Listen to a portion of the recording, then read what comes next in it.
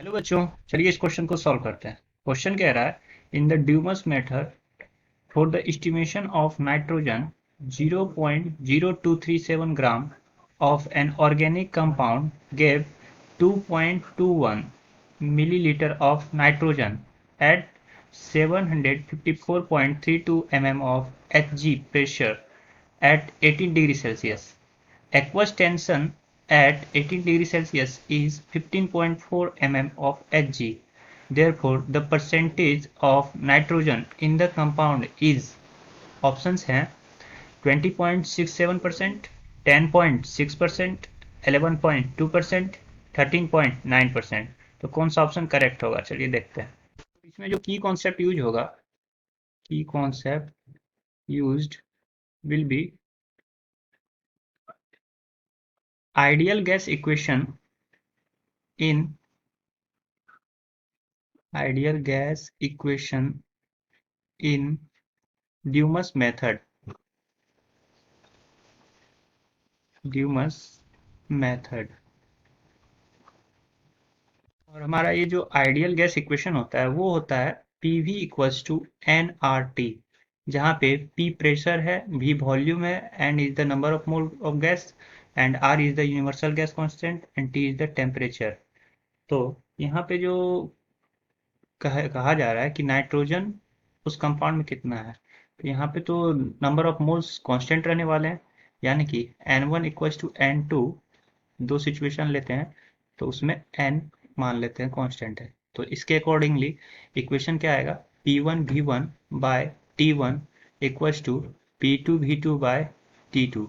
ये इक्वेशन आएगा। तो मान लेते हैं ये इक्वेशन पहला है और यहाँ पे R तो कांस्टेंट है इसलिए ये कैंसल आउट होके P1/V1/T1 equals to P2V2 bye T2 आया है। ये इक्वेशन 1। तो यहाँ पे जो P1 है, ये P1 को किस तरह से कैलकुलेट कर सकते हैं कि P1 जो है वो टोटल प्रेशर यानी PT माइनस एक्वस टेंशन और हमारा एक्वस टेंशन दिया गया है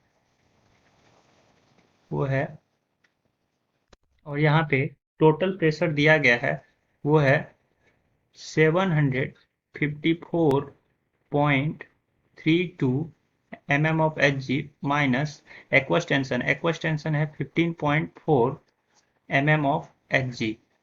तो ये दोनों माइनस हो जाएगा mm of Hg, तो ये माइनस होके इतना आएगा।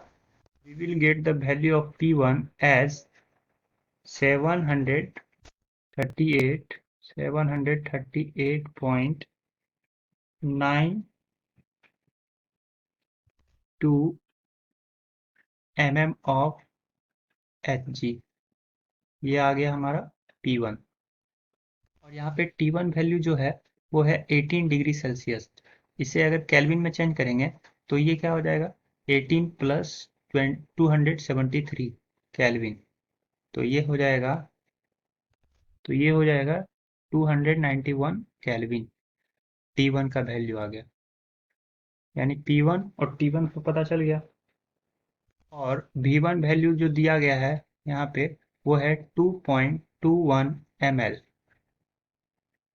हमारे पास ये P1 वैल्यू है और T1 वैल्यू है और V1 वैल्यू है। अब देखते हैं एट STP यानी standard temperature and pressure, STP क्या होता है कि T2 जो होता है वो है 273 केल्विन और हमें V2 कैलकुलेट करना है। और P2 जो होता है स्टैंडर्ड टेम्परेचर एंड प्रेशर पे वो होता है 760 mm ऑफ Hg। ये होता है P2। By using equation 1 that is P1 V1 by T1 equals to P2 by 2 by T2, तो P1 का वैल्यू है यहाँ पे 738.92 डिवाइड इंटू V1 जो है वो है 2.21 डिवाइडेड बाय T1 है वो 291 केल्विन। ये इक्वल्स टू हो जाएगा P2V2 by T2, यानी P2 है वो है 760 mm of Hg into V2 है वो तो निकालना है, और ये T2 है 273। तो जब इसे सॉल्व करेंगे तो ये आएगा V2 इक्वल्स टू, वो है 2.01 ml, 2.01 ml, ये आ गया वॉल्यूम। तो ये वॉल्यूम 2 भी आ गया, वो है 2.01 ml। अब देखते हैं कि यहाँ पे जो पूछा गया है एट एस टी पी, जो एट एस टी पी क्या होता है कि 22,400 यानी 22,400 ml of organic compound, organic compound वो क्या कंटेन करता है, ये है 1 मोल ऑफ नाइट्रोजन गैस। ये कंटेन करता है 1 मोल ऑफ नाइट्रोजन गैस, जो किसके बराबर होता है, वो है 28 ग्राम के बराबर, 28 ग्राम। तो चूंकि यहाँ 22,400 ml of organic compound contains 1 mole of nitrogen gas, that is 28 ग्राम। तो according to question 2.01 ml of organic compound, OC means organic compound, OC means organic compound, so that will be equals to 28 by 22,400 into 2.01 gram of nitrogen gas. ये हो गया। जब इसे calculate करेंगे तो ये आएगा 0.0025 ग्राम ऑफ नाइट्रोजन गैस, ये हमारा आएगा। लेकिन यहाँ पे पूछा गया है percentage of nitrogen in the organic compound, तो इसका फॉर्मूला होता है, ये हो mass of N2 divided by mass of organic compound into 100।